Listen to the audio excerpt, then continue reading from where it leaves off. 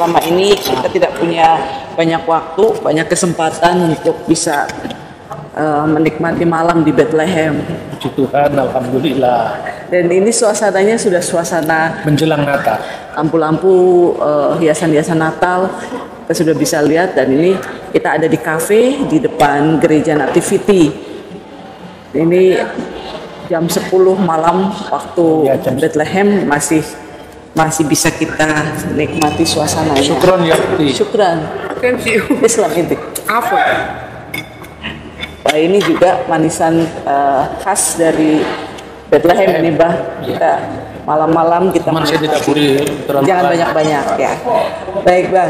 Sambil kita ngopi, kita mau ngobrol sekitar hal-hal yang sering muncul ketika memasuki bulan Natal ya, Bang. Mungkin nanti Bapak bisa cerita tentang polemik-polemik sekitar Natal. Seperti biasa, kalau memasuki bulan Natal itu kita sering menyebutnya bulan salah paham juga.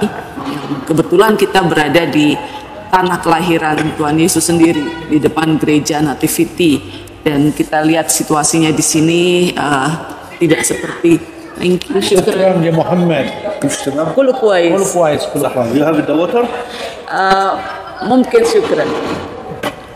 Ya, dan kita lihat semuanya ramah-ramah. Bahkan di restoran ini nuansa Natal juga kita bisa lihat ada pohon Natal sudah dipajang. Padahal restoran ini yang melayani kita tadi juga namanya Muhammad. Dan di depan ini ada masjid. Ya, berdiri berdampingan. Tadi kita juga sempat ngobrol ya dengan seorang polisi dari Palestina yang juga menceritakan situasi di Palestina, khususnya di Bethlehem. Dan di sini yang datang ke gereja Nativity juga tidak hanya orang-orang Kristen. Saya lihat teman-teman Muslim sendiri dari Palestina, mereka juga ikut merayakan kegembiraan bersama di bulan Natal ini. Dan ini berbeda dengan apa yang terjadi di negara kita, ya, di tanah air kita. Saya sangat prihatin karena akhir-akhir ini justru konflik yang dibangun atas dasar kesalahpahaman agama itu kian meruncing. Jadi saya sudah lama berada di Timur Tengah ini ya. Kalau kita bisa belajar dari Bethlehem saja, di mana antara Kristen dan Islam itu tidak ada jarak yang memisahkan ya. Kita hanya bicara tentang Kristen atau kita bicara tentang Islam ya kalau kita masuk masjid, kalau kita masuk gereja. Begitu kita keluar, yang menjadi kegembiraan saudara Muslim, kegembiraan kita, yang menjadi kegembiraan kita, kegembiraan saudara Muslim. Dengan catatan kita tahu memang antara Islam dan Kristen itu berbeda. Ya, lakum dinukum waliyadin kata Al-Quran, jadi itu kita sepakat. Tapi artinya kalau saya mengucapkan selamat menempuh hidup baru pada teman saya kan tidak berarti istrinya jadi istri saya kan, tidak begitu. Ya, itu artinya sopan santun pergaulan. Jadi sejak zaman dulu ya kalau kita lihat bahkan sejarah klasik kita, saya teringat dengan naskah Sunda kuno yang sering sekali saya kutip. Siska Kanda Engkarsian, di mana ketika Hindu dan Buddha itu datang ke tanah Sunda, itu diberi salam kok masing-masing. Ongkaran nama Siwa itu untuk agama Siwa, untuk agama Buddha, sembah ring hulun bisang panca tata gata. Kata naskah itu semua demi kebaikan bersama, jadi tidak ada jarak yang kemudian menjadikan alasan kita harus bergaul hanya sesama agama. Kita ini kan memang ditakdirkan Tuhan itu menjadi satu bangsa yang memang sudah majemuk, sudah beragam. Menariknya kalau di kota kelahiran Yesus sendiri, antara Islam dan Kristen itu ketika saudara-saudaranya merayakan Natal, mereka juga memasang pohon Natal ya di rumah-rumah. Iya, bahkan keluarga Muslim itu menyiapkan. Kenapa dia bukan Kristen tapi menyiapkan pohon Natal? Pohon Natal seperti kupatan kalau di Jawa.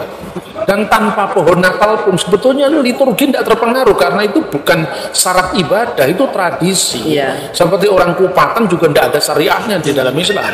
Pohon Natal, kemudian baju sinterklas itu sebetulnya tidak dipakai pun juga tidak apa-apa. Itu kan hanya tradisi dalam merayakan Natal, atau misalnya apa itu lontong cap gomeh pada perayaan Imlek. Itu bukan bagian dari ibadah. Jadi orang itu jangan terlalu GR lah, ya. Dan kemudian ada fatwa bahwa mengucapkan selamat Natal saja itu haram. Kalaupun iya, saya juga nggak marah.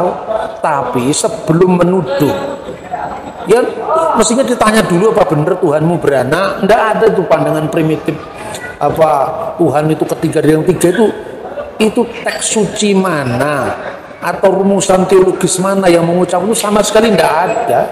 Mungkin sambil dinikmati manisannya, Mbak, ini namanya halawa ini, Bang. Halawa ya. Ya, halawa itu artinya manis. Sama di Mesir juga seperti itu kan?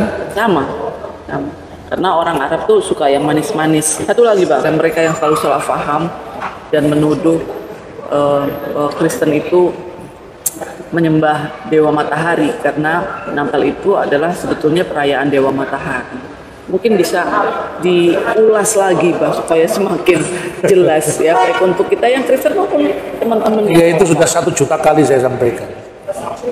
Ada 2 perayaan yang dituduhkan merupakan sumber perayaan Natal. Yang pertama itu adalah titik balik musim dingin Saturnalia. Itu baru diperingati tahun 274 Masehi. Yang kedua tentang Sol Invictus. Nah itu kalendernya aja ditemukan kok, kalender klasik Roma itu tahun 354. Dan itu dalam teks aslinya itu tidak ada kata Sol. Yang ada cuman Invicti. Dia yang tak terkalahkan. Itu konteksnya adalah kelahiran Sang Kristus. Tidak ada kaitannya dengan Dewa Matahari. Kita tidak tahu, tidak pernah cross-check sumber primer ada kata Sol atau Dewa Matahari itu dari mana sumbernya. Itu yang pertama. Yang kedua, liturgi Natal itu sudah dirayakan di Roma tahun 126 Masehi. Dan itu tercatat dalam dokumen gereja yang namanya Liber Pontificalis. Nah, salah satunya itu zamannya Pope Telesphorus I, di mana dikatakan ketika malam Natal, maksudnya di 24 Desember, itu mesti dikidungkan Gloria in excelsis Deo et intera paguminibus bunai voluntatis. Kalau di Bethlehem itu diterjemahkan Al-Masdu lillahi fil ali wa alal artis salam wa bin nasil masarat. Dan itu dikidungkan juga dikidungkan di sini. Sama kalau dalam teks Latin yang terkenal sekali di Indonesia, Gloria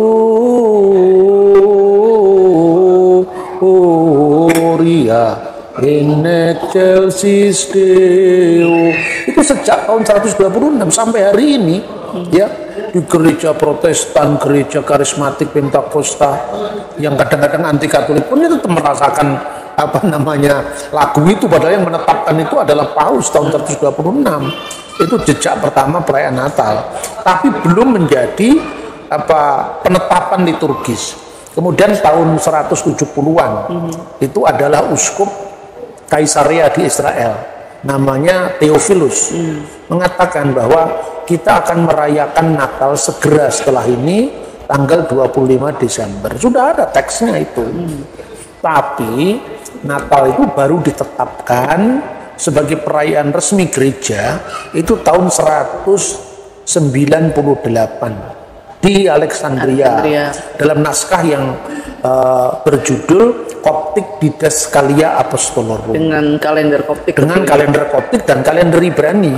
Karena tahfutu fi ayamil ayat itmilat rabbina, rayakanlah pada hari-hari perayaan yaitu Natal Tuhan kita. Ya kira-kira seperti itu yang dicantumkan. Ini tepatnya tanggal 29 bulan Mesir keempat yang bertepatan dengan tanggal 25 bulan Ibrani ke-9. Dan tanggal 25 bulan Ibrani ke-9 itu bulan Kislev. Itu bersamaan dengan perayaan Hanukkah. Hanukkah itu perayaan terang. Makanya ada kesamaan antara Hanukkah ya, Kakidian bercabang 9 itu dengan perayaan Natal. Dan itu jauh sebelum kultus Dewa Matahari. Dokumen-dokumennya sangat lengkap dan kita tidak usah apa ya sekarang ini tidak usah mendiskusikan tentang bagaimana cara menghitungnya. Nanti pada tanggal 24 Desember saya akan membahas tema ini di Gereja Padang Gembala di Bethlehem juga. Boleh saja orang apa ya menilai agama orang lain, boleh saja silahkan. Tetapi Kalau itu sudah menyangkut tuduhan, di cross check dulu, Ya. bener apa enggak tuduhan itu gitu loh. Jangan memelihara kesalahpahaman dan terus bertahan pada paham yang salah.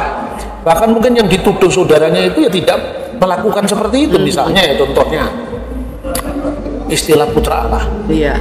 Tidak ada orang Kristen primitif yang percaya bahwa Tuhan itu beranak, pinak secara fisik, itu tidak ada. Iya. Bahkan di sini ya, sebelum zaman Kristen, orang Yahudi kalau berdoa, salah satunya ungkapannya Avinu we Malkinu, Bapa kami dan Raja kami. Bapa kami itu ungkapan Yahudi dan Kristen, maka ungkapan Avinu Sebasemayim, Bapa kami yang di surga, itu juga menjadi doa Yahudi. Sekalipun lengkapnya doa Bapa kami itu Kristen, ya, tapi ungkapan awalnya Bapa kami yang di surga itu doa Yahudi juga. Gitu loh. Jadi bukan berarti itu anak beranak itu enggak. Jadi artinya Kristus itu adalah firman Allah.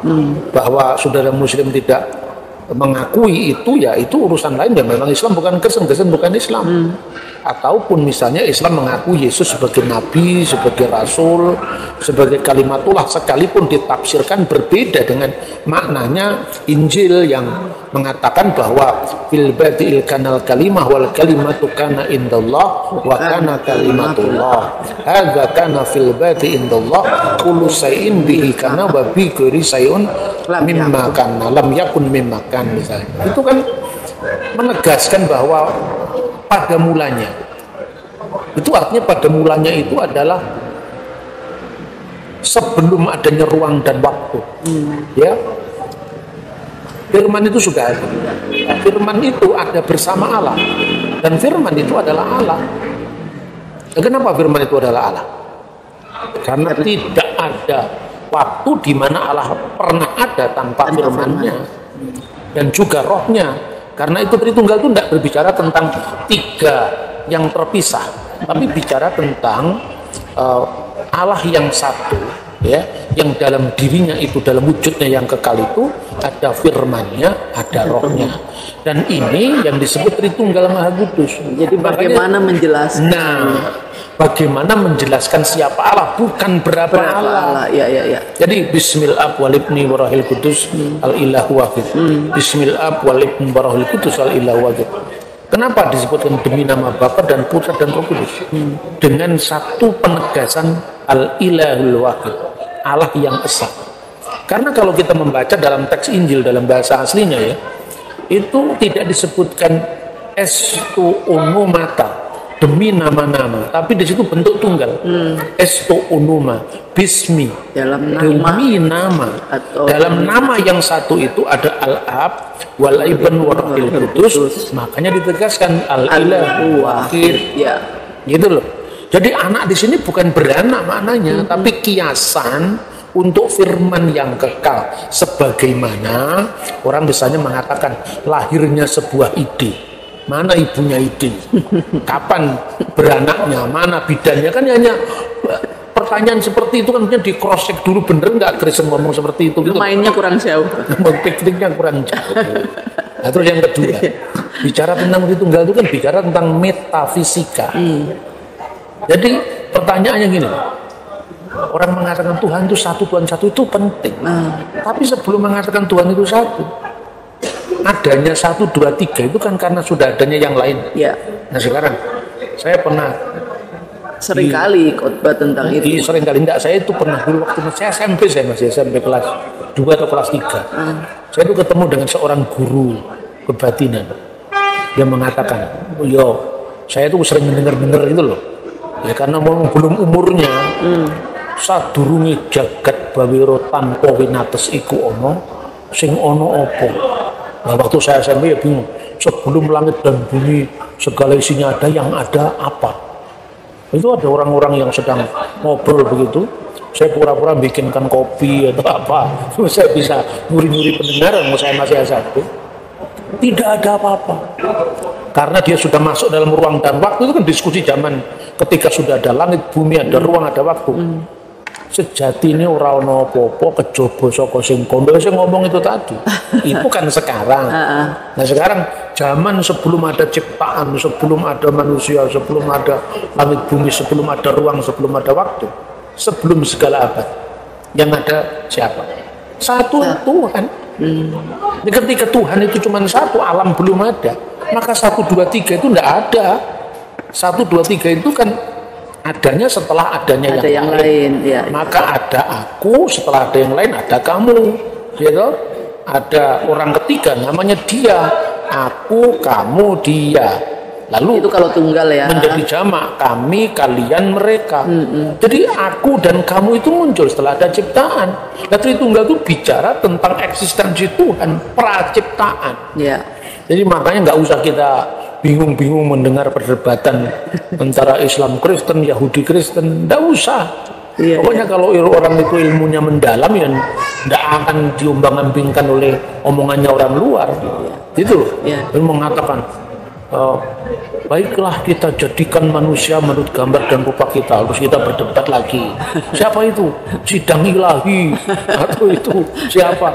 Itu sejak zamannya Justin Martyr tahun 150-an. Dia sudah berdiskusi sama teman Yahudinya yang namanya Tripo. Dan Justin Martyr mengatakan, ini namanya perdebatan ya. Si Yahudinya tadi mengatakan, itu bukan Tritunggal, itu sidang ilahi. Jadi Tuhan bicara dengan malaikat, hei malaikat saksikan, saya mau menjadikan manusia. Justin Martyr kemudian mengatakan, masa malaikat diajak menciptakan?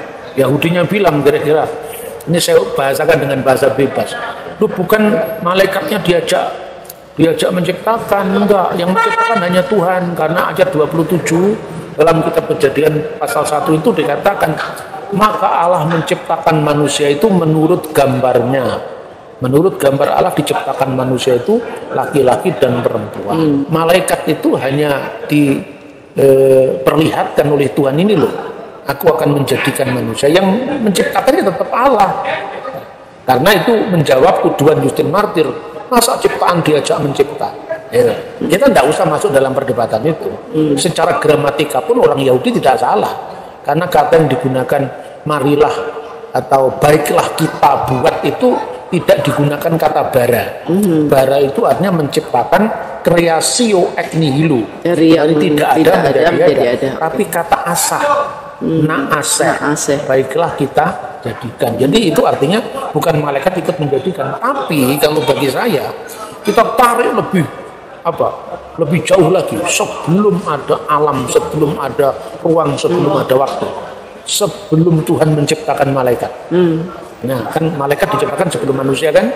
Pertanyaannya, waktu Tuhan sebelum menciptakan dunia, malaikat diciptakan. Sebelum malaikat diciptakan, yang ada cuma siapa? Ada cuma Tuhan saja. Iya. Lalu ketika Tuhan mau menciptakan malaikat, Tuhan bersabda sama siapa? Iya.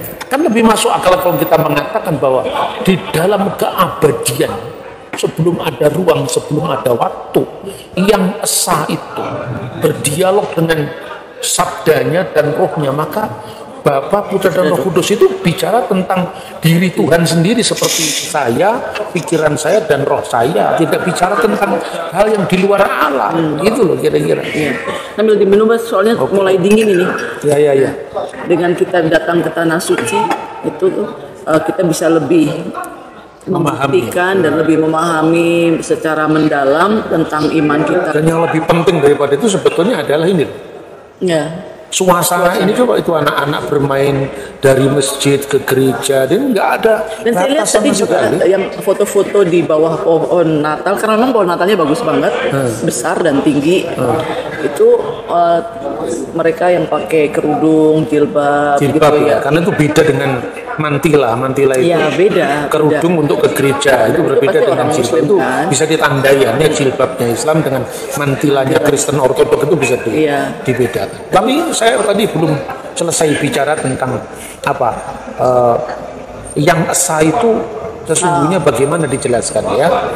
Saya harus sampaikan bahwa yang esa itu muncul setelah Tuhan menciptakan manusia. Pentingnya penegasan bahwa yang esa itu setelah ada yang lain kan.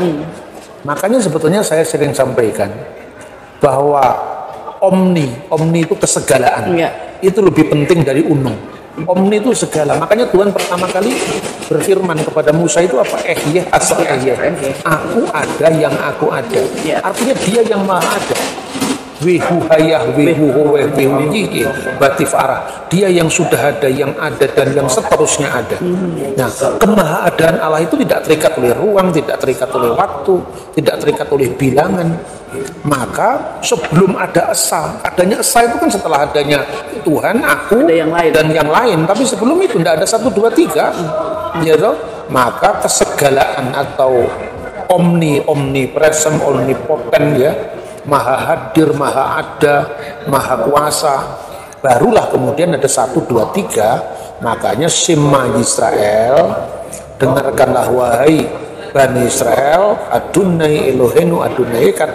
Itu penegasan karena umat yang disuruh percaya bahwa kamu harus pegang komitmen. Di rumah-rumah dipasang besusah yang isinya Shema Yisrael, karena sudah ada umat. Ya.